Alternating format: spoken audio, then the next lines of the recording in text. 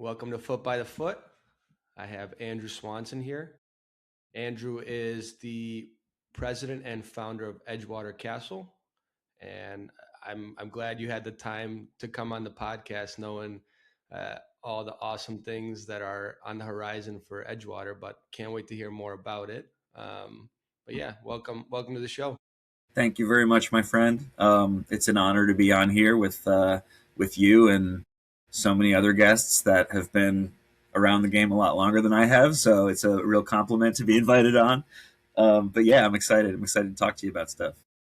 I would say that you're kind of my inspiration, considering I came on your podcast about That's almost a true. year, a That's little less true. than a year ago, and you kind of sparked my interest in doing that. So I appreciate you kind of pulling that out of me. Okay, absolutely. It's my pleasure to be an inspiration in any way I can. I will say this is like the second time now that I've been on a podcast of someone who was on our podcast. So it's That's cool. amazing to see that kind of, this is a much longer crossover episode in terms of the time between episodes, but I love it. I love it. It's For great. sure. Yeah. So talk about your, the early days. You know, for people that don't know who you are, you have a very unique background. Didn't necessarily start in soccer. So talk about kind of how you got into the game, kind of what your first, how you pivoted from uh, your niche little hobby to soccer. Talk about that. Yeah, absolutely. So the main sort of point of focus there is that I moved to Chicago to go to theater school.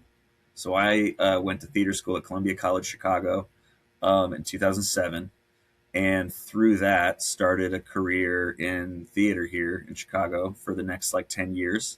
I founded a theater company as a freshman in college with a bunch of seniors at Columbia, which was called Jackalope Theater Company. Still is called Jackalope Theater Company, actually, still going strong. Um, and basically, I was running this small nonprofit with a group of my friends, working odd jobs to pay the rent, and did that for a very, very long time. And through that, learned a ton of different skill sets. So I was the director of community engagement for a long time. I was the director of development for a long time, which is like fundraising. And I had to do a ton of, bureaucratic work with the city and the park district, and had to learn a lot of that stuff through a theater that we built out in a big old park district building on the second floor of this abandoned garage. It's a long story, but basically, I developed a lot of skills through that. And I swear this is getting somewhere. One of them was carpentry. So I started a carpentry studio and a furniture company where I like poured a lot of my time into, and that was sort of my day job while I was still doing theater stuff. At a certain point in 2015, late 2015, I had an accident in my workshop. I won't go into any details, but I had to be kind of out of commission for a while. So I was like just on the couch for a few weeks, just bored off my ass, and like did not know what I was going to do. I couldn't go back to the studio and work. I couldn't do theater stuff. And very randomly, there was a Champions League game on TV, or YouTube or whatever it was at the time, and it was a team I'd heard of, which was Liverpool, against a team I'd never heard of, which I think was like Anderlecht or something. It was like I did not know Belgian soccer was a thing. Like it was just a lot I didn't know in that one viewing of that one half of a game. And like the time was right for me to just need something to sponge up and get interested in because I had a lot of time on my hands. And I started like researching soccer and the Champions League and European soccer and like the history of how it spread to other parts of the world. And as kind of a history nerd, soccer provided me with like a huge, huge amount of information to learn and know more about. Um, so yeah, I was just like super hooked. It helps that my siblings are born in Scotland. They were born in Edinburgh, so there's always been this sort of like long-standing jealousy of that, and desire to be more connected to that stuff. So the kind of like um, history of that probably played some part in just like wanting to learn more about the early days of the game in Scotland and England. But Yeah, it turned very quickly from just something I was interested in and like playing a lot more FIFA and like wanting to know more about Jersey culture and stuff, um, to the idea of kind of putting into practice a lot of the stuff I'd learned from the theater, which was, the community engagement side and the really like just bringing people together to do stuff, which is sort of what I enjoy doing most, is creating places for people in the community to come together. So the idea to start a community club in the neighborhood was the next, for me, like obvious step in this, manic episode I was in probably. But I was like, I got to do it. We got to start our own club. And I went to the alderman up here at the time, Harry Osterman, and he suggested that I reach out to James Katia, who was and is the co-founder of the club with me. And James, who's from Tanzania originally, played his whole life and was sort of running youth camps at the elementary school here. So I met with him at the diner and just came up, basically said, like, I think we should start a neighborhood team for like high school and older players, and it'll be free to play, and we'll figure it out. And he was like, sounds good, let's do it. So that was in 2017, I think like summer 2017. And then by November, we had formed the nonprofit and like actually started to, make a logo and do all that stuff. Yeah. Um, So you guys started initially working with more for kids, and then now Edgewater's kind of branched out and been more of men's and women's side. Are you guys still trying to incorporate a little bit of the youth side as well into that, or is it more generally focused on can we grow the club side and then have some kind of programming that goes with the youth programming that goes with the club? yeah. So the youth side has always been super important. I think our initial plan was to like have a team for basically like 17, 18 and up, right? Because we knew that that was sort of a big just area where there wasn't a lot of access. So with that, we also started doing stuff that James was much more used to, which was like after school programs for kids, working with the park district and local schools and doing that stuff on a pretty consistent basis. We still do all that stuff. So we still have the nonprofit, which is now called the Edgewater Castle Football Foundation, as is tradition, and that is essentially doing all of this work with the park district and also this little thing we call the Lakefront Youth League, which we started this winter, in which we bring in kids from nonprofits around the neighborhood. They put teams together, we make a league and rent the fields for them to do that league in. So all that sort of community engagement work we still do through the foundation. But in 2025, we officially launched the new LLC that takes over for the men's and women's sides. So that's sort of its own separate company now, which has gotten sort of additional investment and is really trying to make that charge toward going pro. And the nonprofit side, which is now just completely dedicated to free soccer in the neighborhood. That's awesome. Uh, so why did you choose? I mean, obviously you watched the game, you watched the Champions League, the Liverpool, and you're like, kind of what really sparked that interest to really drive soccer? Obviously, you didn't have a lot of experience with that, but it's kind of a shot in the dark to try and really push soccer. Someone that didn't really have much experience with it.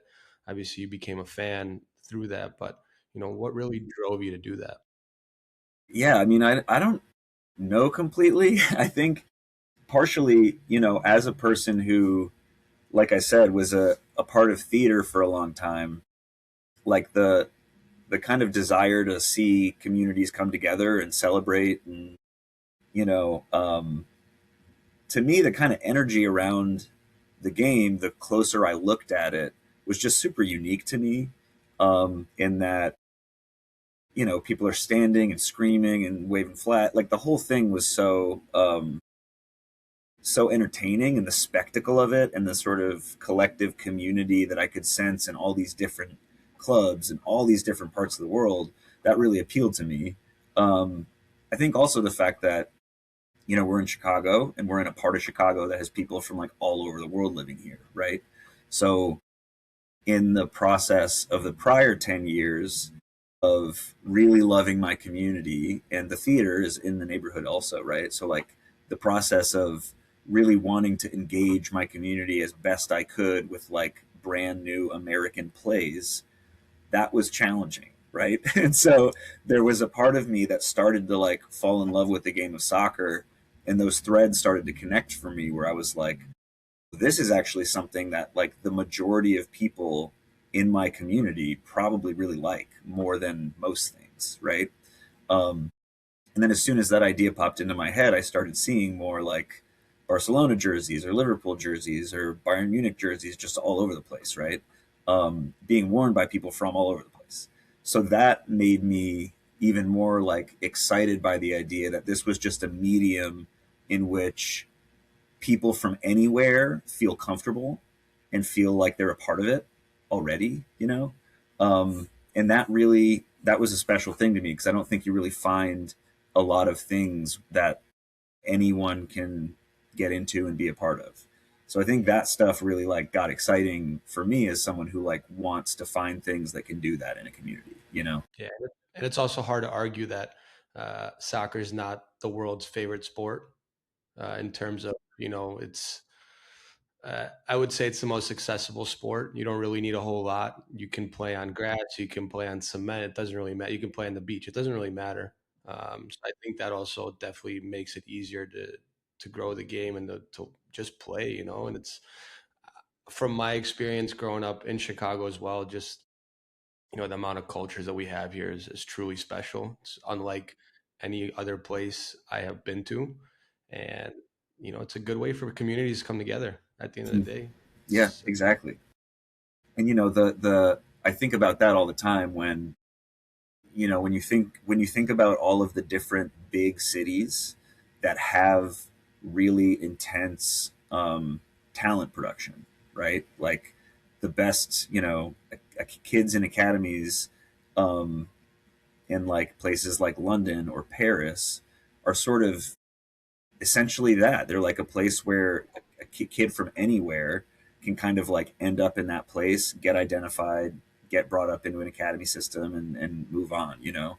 And that kind of thing, and learning more about the like suburbs of Paris and how many talented pro players come out of that area, like that is something that is really inspiring for a city like Chicago that does also have that kind of global identity and has that huge network of like super long standing communities from other countries.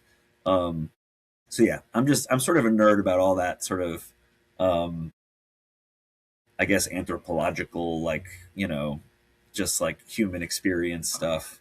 Um, but yeah, it's also, I will just say, like, the more, again, the more you pay attention, and I wasn't really that into sports after high school, right? I like took a very hard right or left into theater and did that forever, right? So when I re-encountered sports through soccer, I just found it like such an enjoyable watch, like the fact that there's so few breaks, the fact that there's not like commercials every 30 seconds, there's not like built-in uh, moments for the game to stop. Like I think the flow of the thing and the scale of it, right? Like the size of the field, the number of players, like all of that stuff is just so fun to watch, like comparatively to other sports for me now. And I think all of this kind of happened at the same time, but I do think there is something about the speed of the game and the scale of like super long crosses from one corner to the other, like that kind of stuff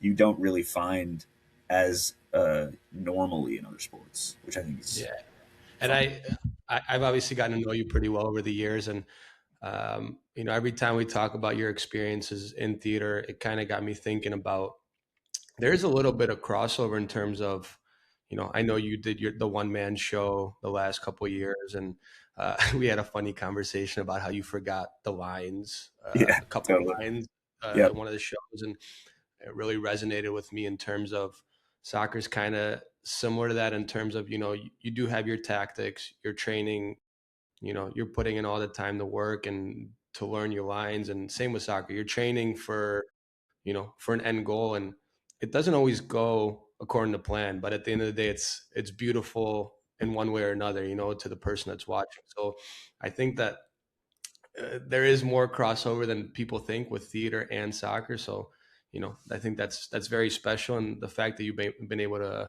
you know, really unpack this huge project, and it's amazing to see the growth. We're obviously going to get into kind of where Edgewater started and where it's going, but it's been really cool to see you grow the game in Chicago through a background that has nothing to do with soccer. Obviously, there's so many people in Chicago that have tried to do what you're doing, but haven't been able to get even close to that. Is truly special.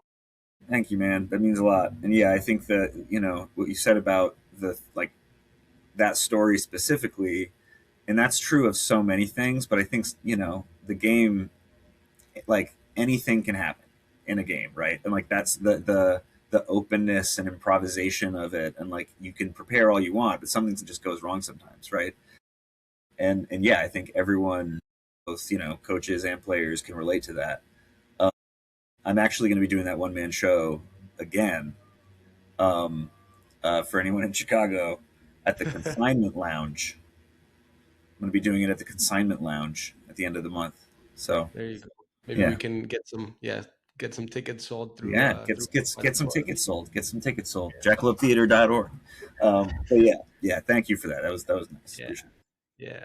So talk about the early days of, obviously you got the club started.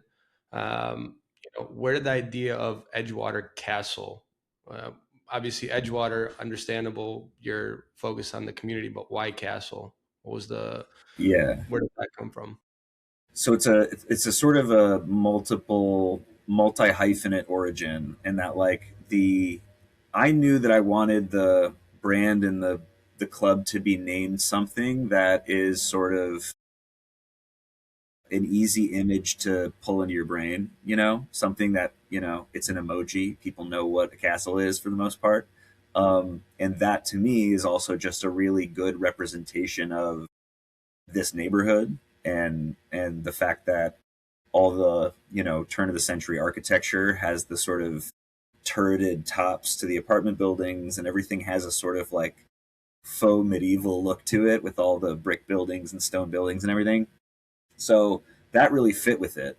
In that, to me, the name of something, if it's brand new, has to conjure some kind of image for you to remember it.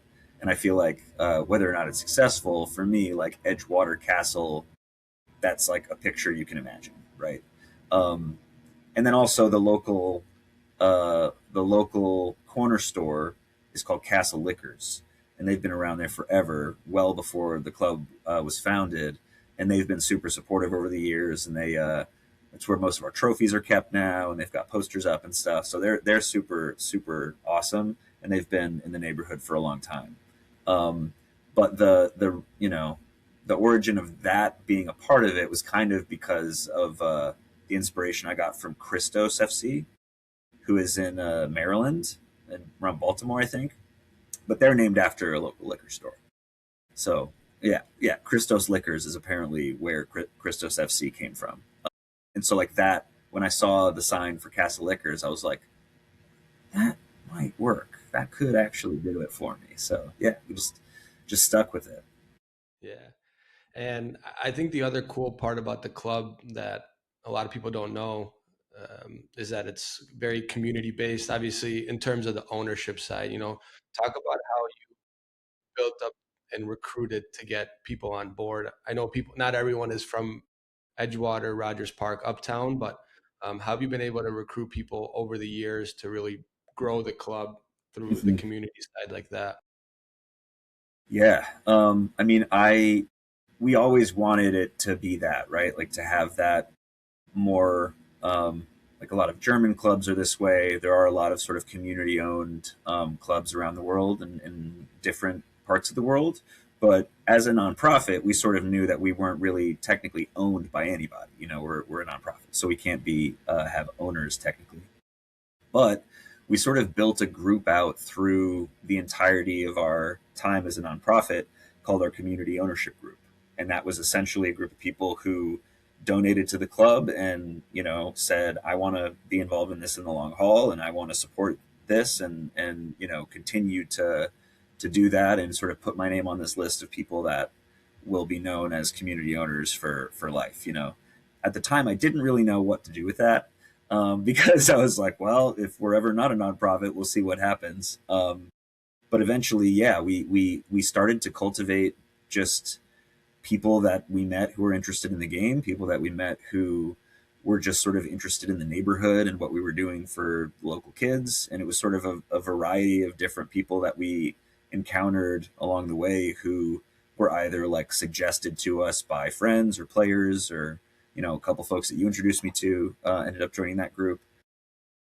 And the whole point of the thing was basically that we are building something that is meant to kind of serve a purpose here, and not only the opportunity to like come out to games and have a great time and have a thing that you support that you're really connected to and is nearby you, but also that is giving free access to the game, like at the easiest point to access it, as like for little kids, middle schoolers, high schoolers, just getting that maybe first opportunity to play soccer for free in the neighborhood.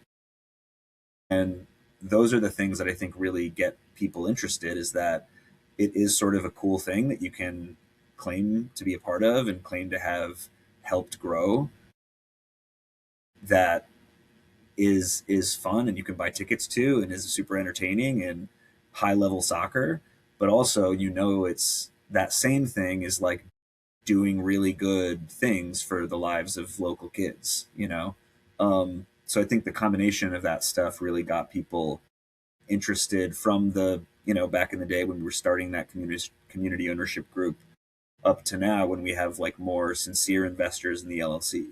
One thing I'll also say is that we did eventually figure out how to bring in that entire group that was the community ownership group into the LLC ownership as well. So we now have the LLC itself consists of around 65 people who are all invested in the club, either coming from that original community ownership group brought in by us, and then also new investors starting in 25.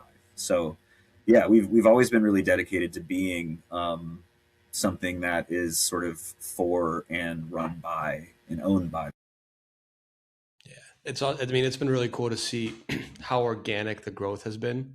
I know that I didn't think you envisioned the club to be at the point it's at right now. If we had this conversation 5 years ago, No, um, that's true. it's been pretty. It's been pretty awesome to see the growth, and obviously on the field, you're gonna have moments that are good, moments that are bad. I think back to, I think probably obviously I played for Edgewater, and I think one of the most special moments that I experienced at the club was when we beat Adria. And I remember Gabriel Masalu talking to everybody after what was it, the first year you guys had lost double digits to them, and to beat them 12. to beat them in a cup game was a truly special. Just to to see the growth. Obviously, you've been doing an awesome job behind the scenes, but it was cool to kind of the gap was bridging between the work you were doing off the field to the product on the field, and that was really cool to see. And kudos to you, James, Tom. The whole gang. You guys have done an amazing job. Um, Thanks, man.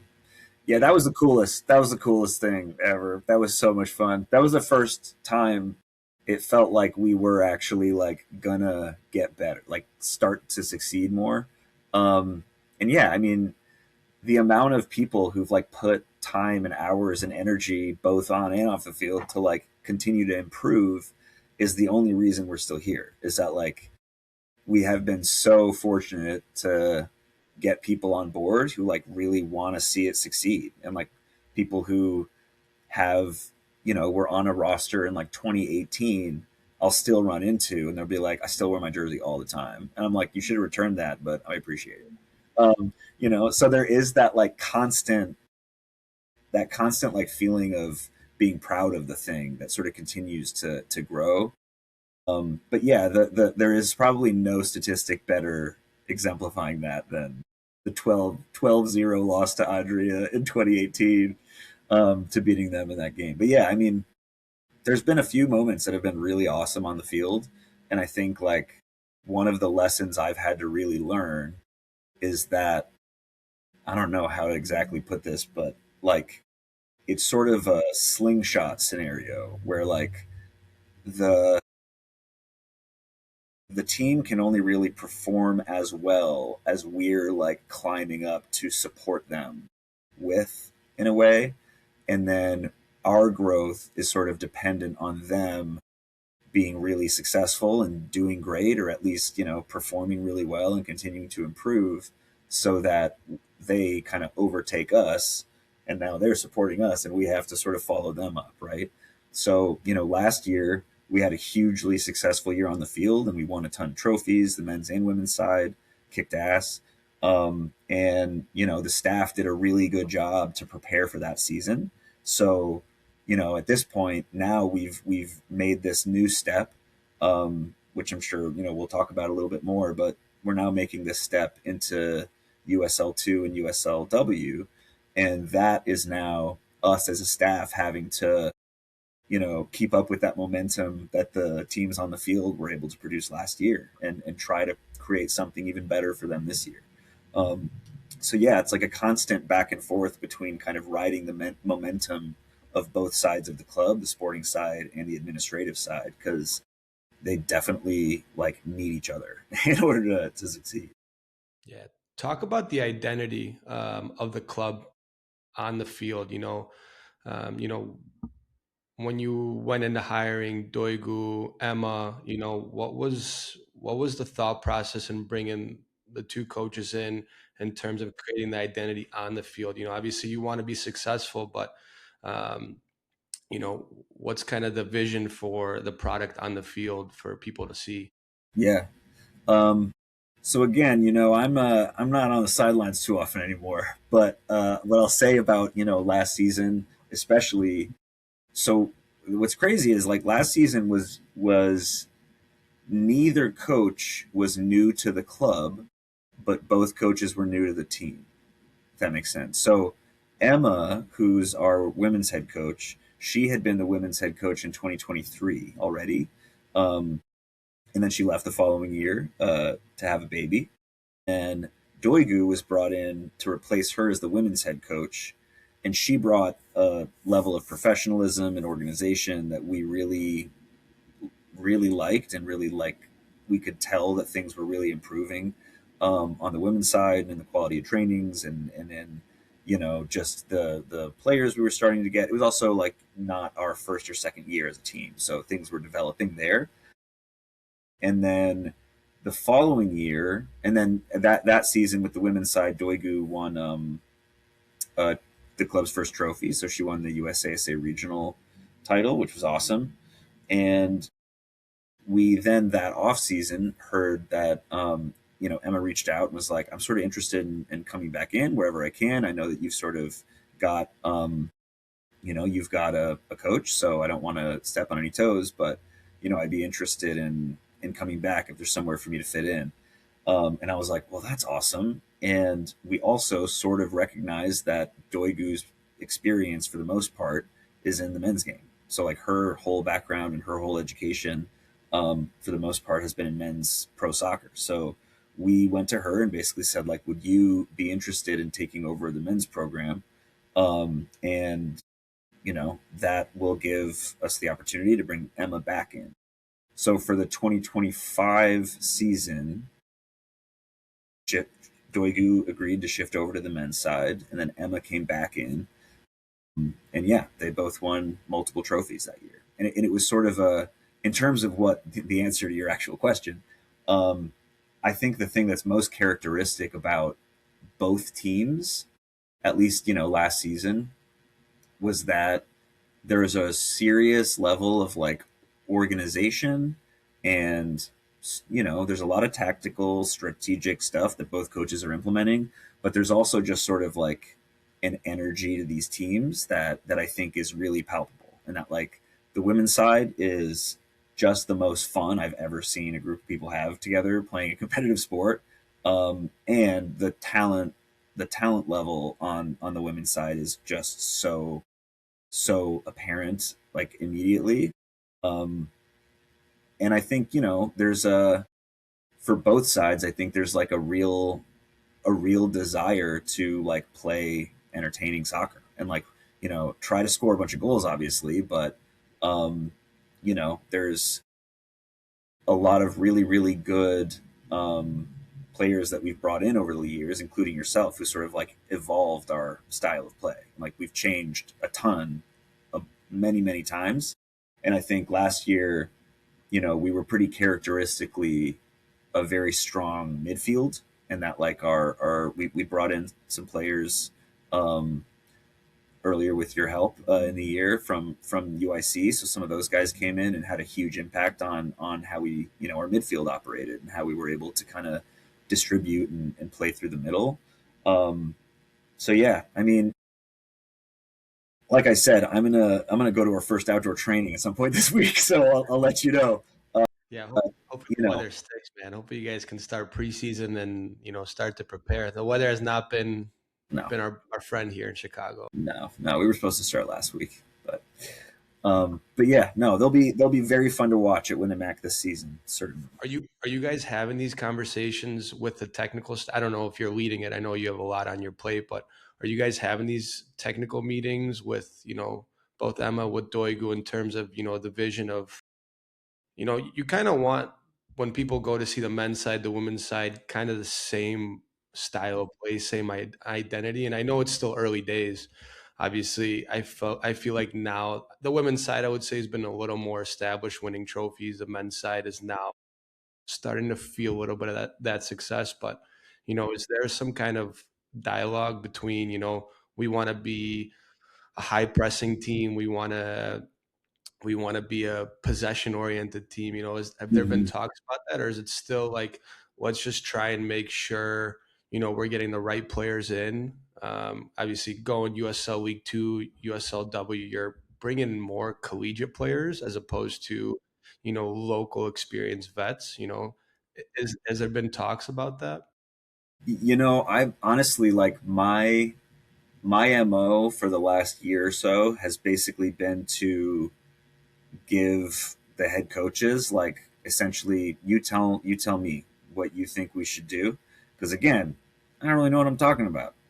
I'm like, that's a nice picture, you know, that I like the formation that we have because it's a nice picture. It's good blocking. No, but like the reality is that I really do have a lot of faith in both of those head coaches, and I think at least so far, the more I do to try and like change what they're doing to be more like each other in any way is just gonna interrupt what they're up to, right? So I think ultimately this year will probably be the biggest indicator of like what the overall cohesive like style of play is.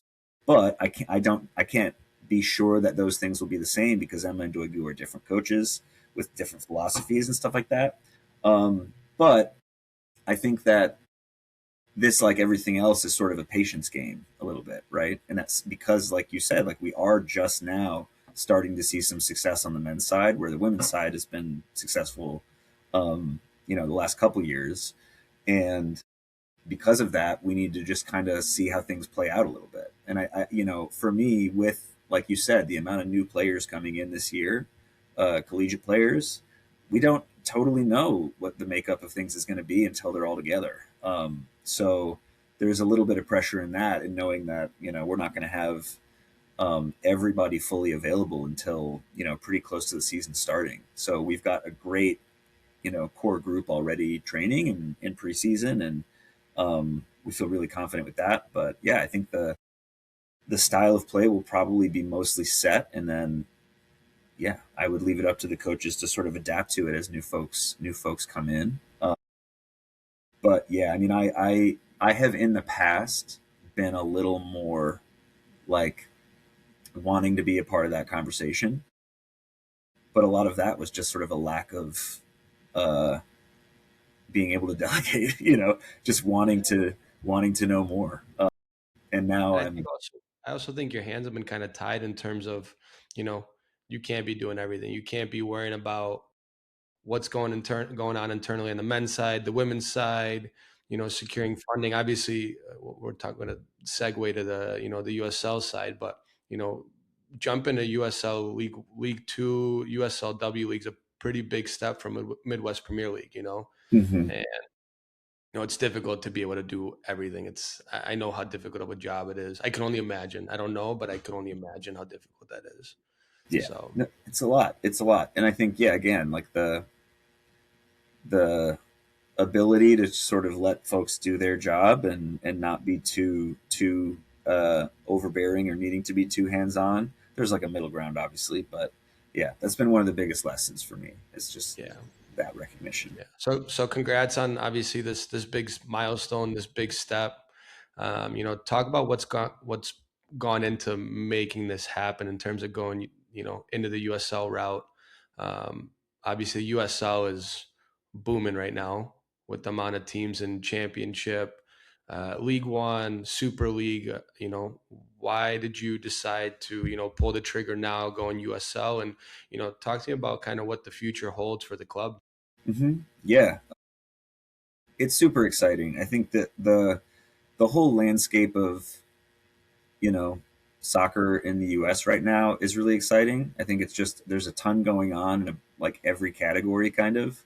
It's a little overwhelming when you sort of like try to look at it all at once, like the youth side and the pro side and the semi-pro amateur sides. It's all kind of evolving at the same time.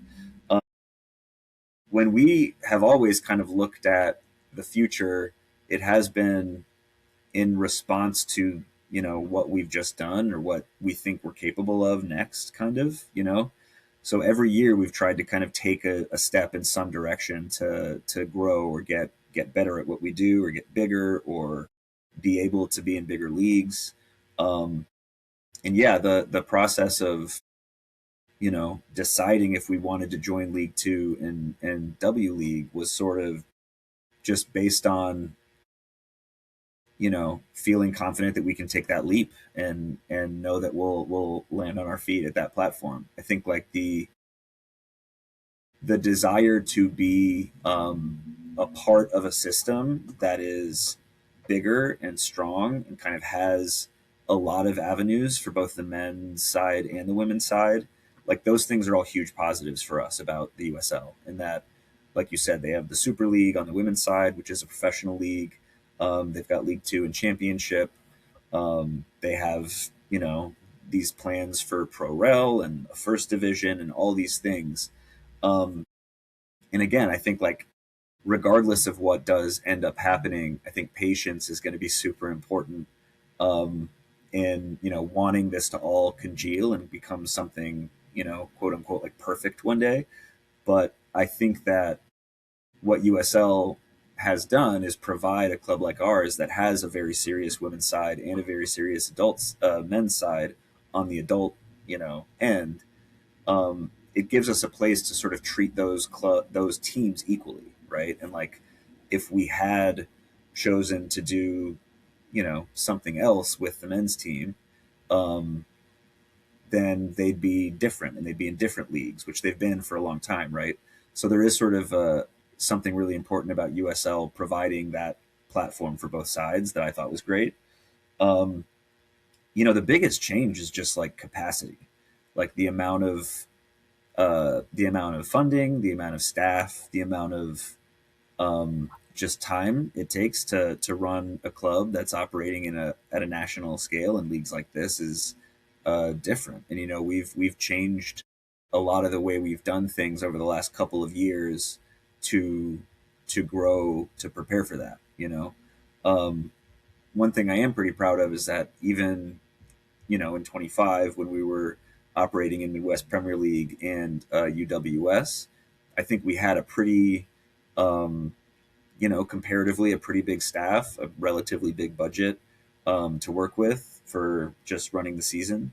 And as our first year as an LLC, we sort of did try to grow to the point that the growing pains into the next step wouldn't be as bad. They're still pretty bad.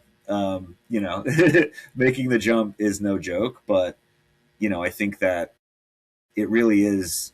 in many ways just a leap of faith and being like, okay, we're gonna face this challenge and see how we do.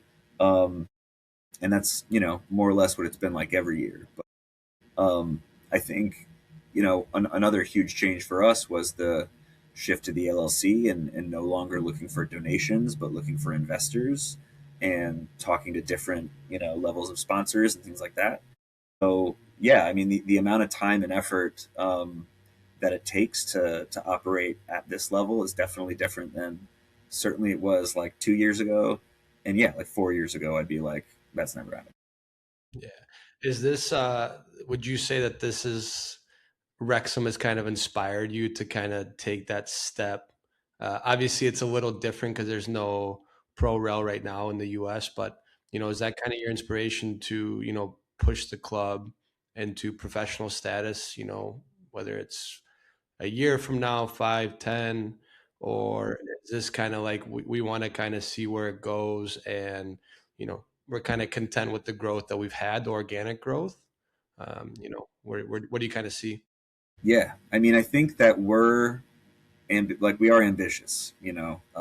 That's definitely the case now, and I think we've always been ambitious, but I think we've always felt that the prospect of us actually going pro one day was sort of you know a like a myth, like a thing that would like is sort of theoretically out there in the future, maybe, but like we have no idea what it looks like or how to get there or whatever. And yeah, I think that the last year and a half or so, what we've sort of grown into, and I think, like you said, the organic growth that we've had in the neighborhood and the surrounding neighborhoods, and like all of the things that have sort of evolved very naturally over the last 3 or 4 years have put us at a position and sort of a size of organization to kind of look around and be like, like we're definitely not up there with the pros, but we're also like kind of higher up than we thought we'd be, and like higher up than some other folks, not in like a hierarchical way, but in a making that climb to go pro way.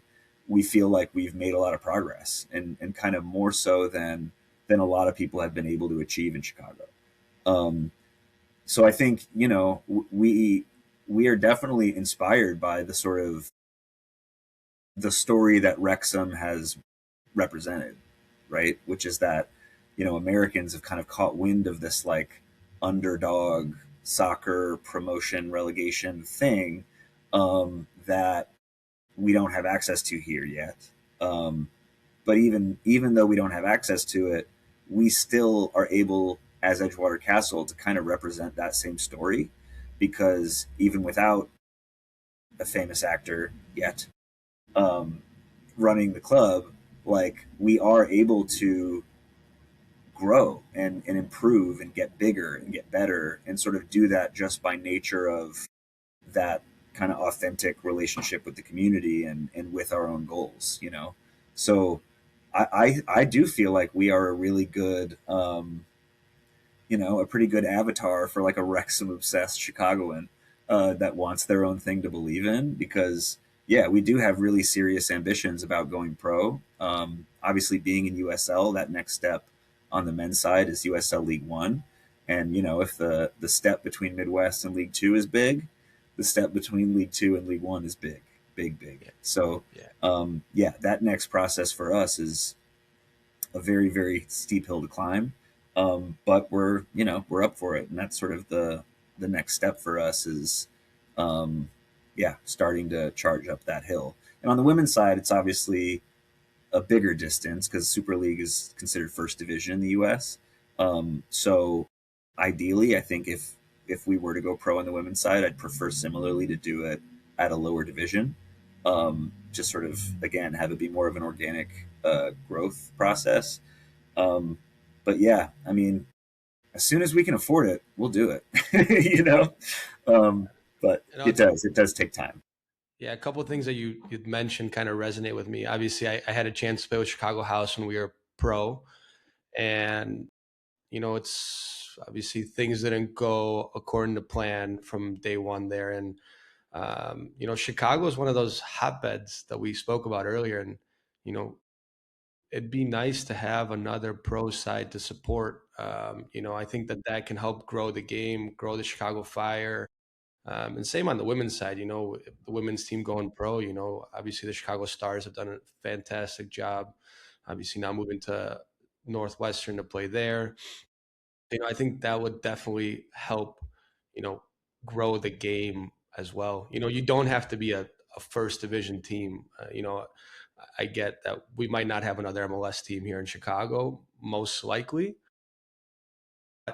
Uh, Edgewater's a little different. Mhm. My experience living in Europe is very unique in terms of everyone looks forward to the weekend that lives in the little neighborhood. I lived in a lot of small cities in Europe, and Mhm. everyone looks forward to the game on the weekend. That's Yeah. their mo. They get together with their friends, they go have some drinks, and Mhm. that'd be a really cool concept to have. It doesn't have to be, you don't need to have 20,000 people at a Edgewater game, but No. Yeah. good for it, Yeah. it's a at the end of the day, like what you said earlier, it's a community event, and you want to bring people together for a common cause and having fun, having a good vibe. And I know from my experience playing at the fire pitch with Edgewater, it was always a good vibe.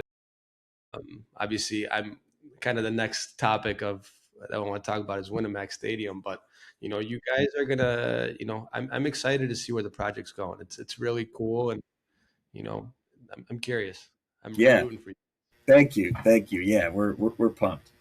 Yeah, Um, yeah, I mean, I'd say that the thing we're really going for this year is kind of like uh, what's the term? Like street festival in a stadium kind of thing. So we're gonna have a ton of like vendor tents and food and stuff like that. But yeah, it's like we now have the opportunity at the new stadium to be in a super walkable, like residential, easily accessible by bus and train, like all of those things that we really want it to be for it to feel like that, where you can like walk there or like stop and get a coffee and then go to the game. Like all of those things are really possible for us this year in a way that's super exciting. I just had a crazy thought in my head. Have you reached out to medieval times to have some sort of medieval Yes, times they won't get Edgewater back game? to me, David. They won't get Oh, back to me. I've been trying to get in touch with Medieval Times. Medieval Times, if you get wind of this, call me back. Like we have so many good ideas. Even just guys on foot, little sword fight at halftime. that'd be incredible. Yeah, I don't know if those horses can run on turf, but we could sign a waiver or something. I don't know. Um, I do think there's some really good crossover opportunities there for medieval times. So I'm glad Without a you doubt. brought it up because now we Without a have this doubt. to clip and send to them. Exactly. Yeah, I mean, I alluded to it a little bit, but when I first met you, you took me on a little tour and you talked about Winnemac Stadium. For me, when I think of Edgewater, I think of Winnemac. Um, couldn't be a more ideal place for the club to play their home games. Talk about the excitement that you have for coming back to Winnemac, and what you think that is going to mean to the club, to the community, to the growth of the club in the future. Yeah, I mean, like you mentioned, it's been a place we've been trying to get back into to play at for years. So I think our last game we played there was 2019. We had like I think 4 or 5 games at Winnemac that summer, um, and it's beautiful. It's surrounded in trees. It's like 115 years old or something. Um, and it's like I said, it's sort of in a park, one of the most beautiful parks in the North Side, and it has this sense of history to it that I think does also lend itself to this kind of club, right? Like a club that is kind of rooted in a community. And obviously, we're not 100 years old, but playing in a place that is feels really good because it feels like you're kind of a part of that history as we're growing into that. Um, so I'm psyched for a number of reasons. It's a ton of seats, right? So it is a bigger place than we're used to, but that's great because, like you said, the opportunity for us to have huge games and grow into that place is very possible. One other thing that I will mention is that there's like a lot of deep soccer history at Winnemac, which like the massive nerd in me was super excited to find out about. But this isn't that deep history. But I think in like 2015, maybe before then. Maybe it was 2005. At some point, Luka Modric played at Winnemac Stadium with the Croatia U15s or something, who played against the Fire's PDL team at Winnemac. Yeah. So there's like photos on the like Croatia community Facebook pages that someone posted of 15-year-old Luka Modric just like juking some people out right in front of the main stand at Winnemac. And then also like back in the 50s and the 40s and the 30s, it was just the place where like all these old, now defunct, long abandoned clubs used to play championship games and state cups and city cups, which existed back then. So like Gil Heron, who went on to play for Celtic, and is Gil Scott Heron's dad. It's a fun little art crossover. He played with the Maroons against the Bricklayers at Winnemac in like the 30s or 40s. So it's just an incredibly like a place that feels really really rooted in its spot. And yeah, like I said, we're working with the Edgewater Chamber of Commerce to bring in some like food vendors and just sort of general vendors from the sort of street market vibe. So it's going to be a ton of fun. We're really really excited. And our first game there back there is going to be May 16th, which is a double header. So I believe the men's team plays at 1 and the women's team plays at 4. So we've got games at 1 and 4 on the 16th at Winnemac Stadium, which is our home opener. Can I ask if you can change your title on the website to president, co-founder, and club historian? Is that a Yeah, I probably could. I probably could, but I've got too many titles. Actually, I've got to give one of these up. Too many hats. Too many hats. Um, but yeah, if there is one, it is probably me. Although, James has a different side to every story. So James's club history is probably just as entertaining as mine. yeah, I got to meet the Tanzanian squad that he brought over. What was it, about a year ago? And that Mm-hmm. was I got to see a whole different side of James. I know James is awesome to be around, but when I saw him around his people, I was like, this guy he's living his best life. Yeah, absolutely, absolutely. He's just a joy. He Yeah. is a joy. I'm so glad. I'm so glad that And this is another thing that I love about the club. Not to make a wild tangent at the end, but like the amount of people who you know became a part of the club either early or whenever, but that are like still around. Like the fact that James is just this dude I met in the neighborhood like 10 years ago, and now he spoke at my wedding, and like we're best friends, and like these so many people that like mean a lot to me now are because of soccer and because of the club. And like the fact that Masalu was at our first ever tryout and now is running our youth league and like mentoring all these kids, like those kind of things just mean a lot, right? And like those are the things that I think make us like a community club, is that like there is a community for you to join and stay in and return to. Yeah, um that's cool. All right, I'm gonna hit you with some rapid fire questions. let's do it, let's do it. All right, ready? Okay, favorite Chicago Fire player of all time. Ooh, favorite Chicago Fire player of all time, I'm probably going to go with Dax McCarty. I Okay. love Dax McCarty. I just think he's a cool dude. I Is think it it's also because that's like around the time that I got into the game was with Basti and Dax and Nemanja Nikolic, that 2017 season. Yeah, he's you also guys a kind of ginger. you guys kind of look alike? Yeah, I was gonna say. Yeah, exactly. There's a ginger bias there certainly, but yeah. Favorite Chicago beer. Oh boy, my favorite Chicago beer is probably in the last couple years. I had a really good one recently called Seeps. Have you ever had that? No. Seeps. It's a beer that was founded at the Columbian Exposition in 1893. So it's like a classic old Chicago beer that then went out of business. And then I think like the granddaughter or the great granddaughter of the founder like started it back up again. So you can go get seeps at Simon's in Andersonville. But I'd say my real answer is probably Far Star. The Far Star Winter Lager by Half Acre is probably my favorite beer lately. They don't make it in the summer though, so Make sure you bring your cash to Simon's. No yeah, cards. definitely bring your cash to Simons. That's true. uh, Best restaurant in Edgewater. Ooh, you're hitting me with some. I'm trying not to make any enemies out here. My favorite restaurant in Edgewater is, and the one that my wife and I go to most often is Susupuato, which is a Mexican restaurant on Broadway, just south of Granville. The owner Tony is just like become a part of the family. You know, we go like once every week or so just to see Tony. But really good mole, really good mole. Um, and then my secondary answer um, isn't in Edgewater proper. It's in Andersonville, which is technically Edgewater, but the burger at Little Bad Wolf is as good as everyone says it is. Oh, agreed.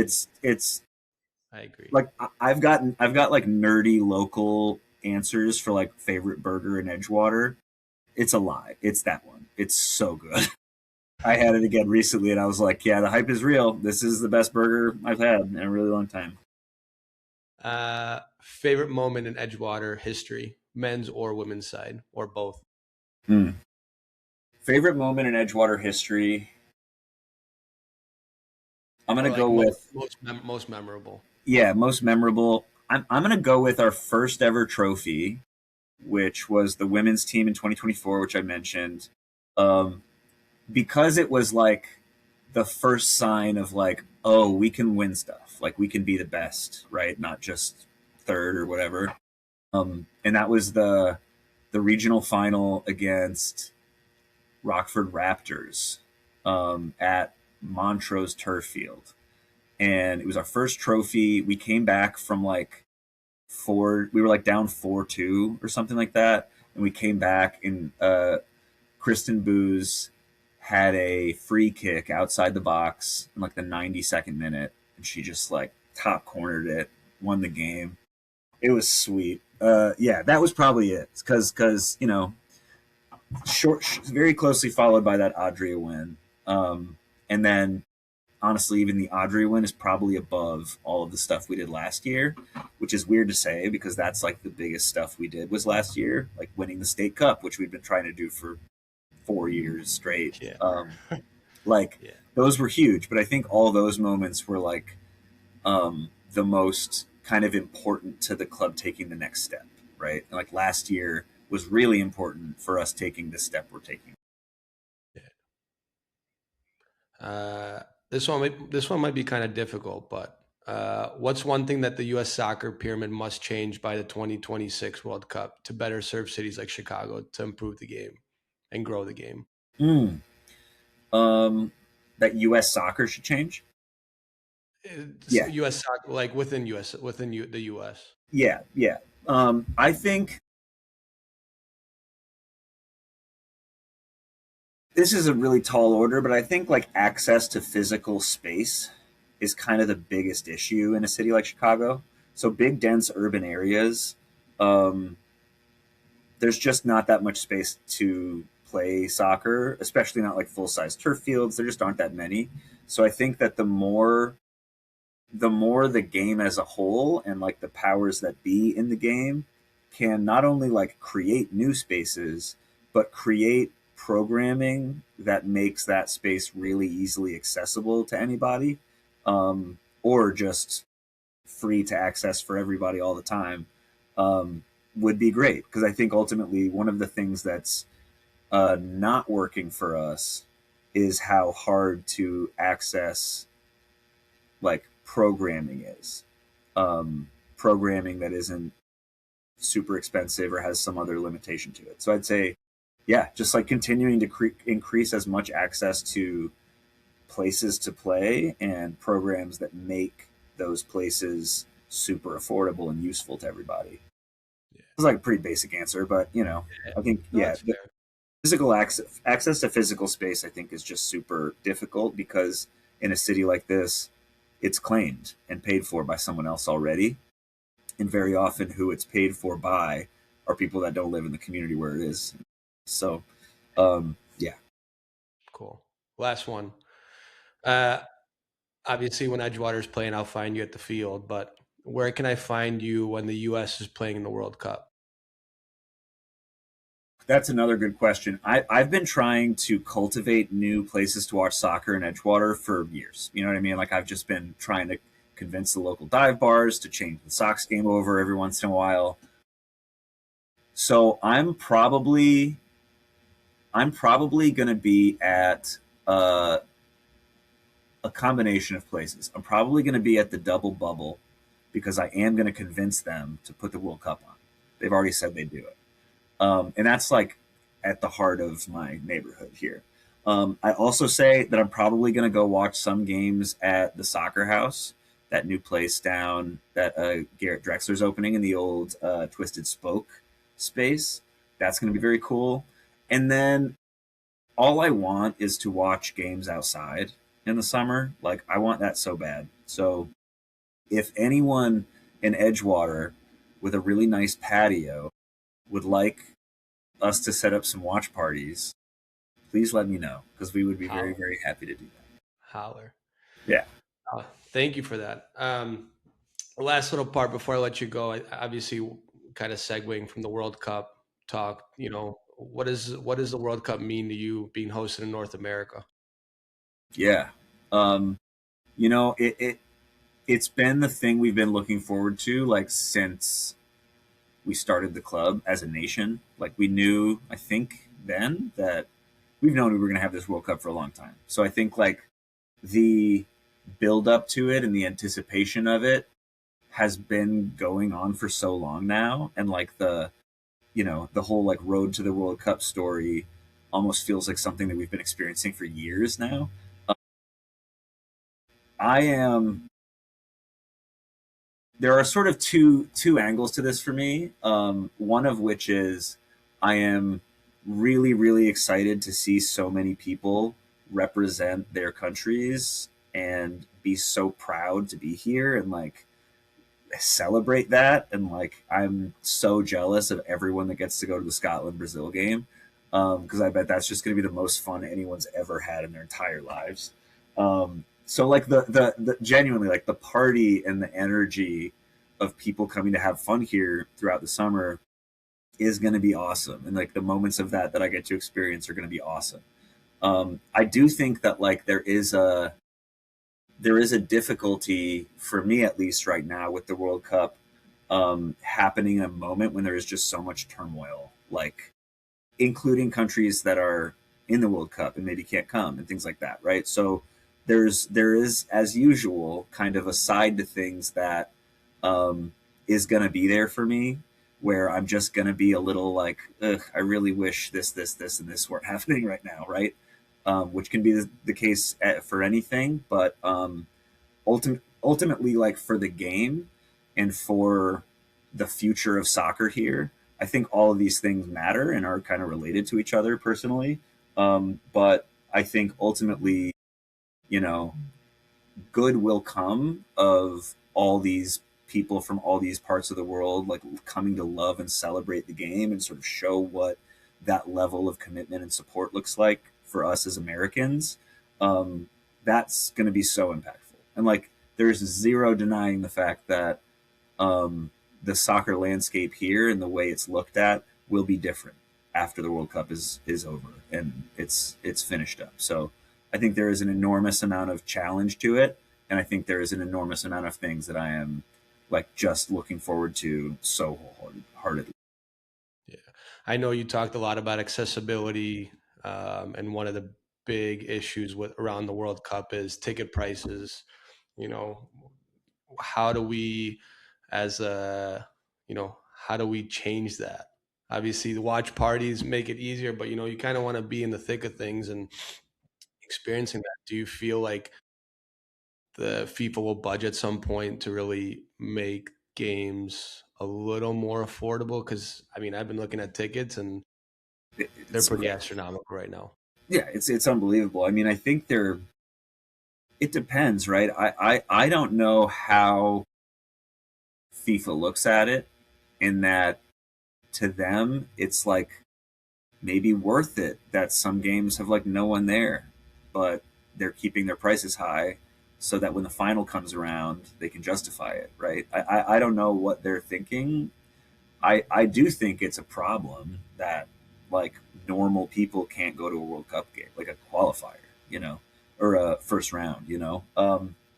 I think, yeah, again, I think access is the biggest reason that we are behind um, other parts of the world, and it's just the ease that comes with going to your local team's game on a Saturday. Like we don't have that here, but also what it costs to go to a World Cup game in any other country is not what this costs, you know? So I think we have to find ways to be more like everyone else and not try to be so special all the time, Yeah, because I think it does make us look kind of dumb.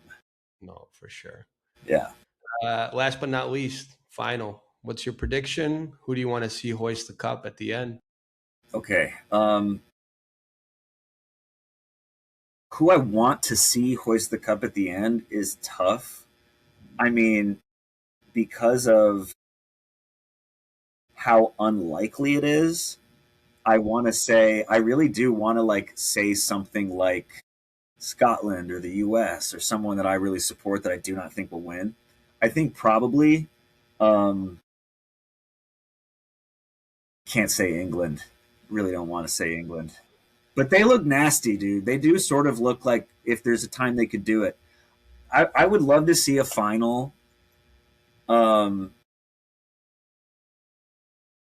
Kind of, this is boring, but I kind of like either want to see like a Morocco, like a Morocco, I don't know, like Morocco, Norway, or some weird, unexpected thing, or like the most entertaining thing, which is like Argentina France rematch or France England, or you know, some one of those, because like those ones that you sort of expect to be awesome are awesome, and like that's sort of what we want to see. I could imagine like, yeah, Scotland, Morocco having like the worst final ever, and like no one has fun but me. Yeah, ticket ticket prices might drop for that one. They might, in like access, you know, that's what it's all about. Yeah. Andrew, thank you so much, man. I really appreciate it. Obviously, rooting for you. Uh, so happy with where the club's gone. Excited to see, the next year, obviously this summer is going to be really cool to kick off.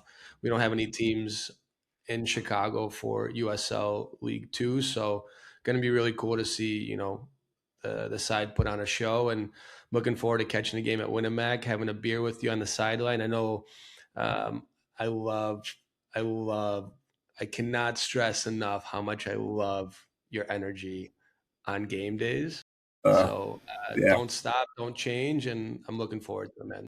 Thank you, man. Thank you. It's honestly been an honor to be on, and always love talking shop with you. So let's do it again sometime. Thanks, brother. Thank you.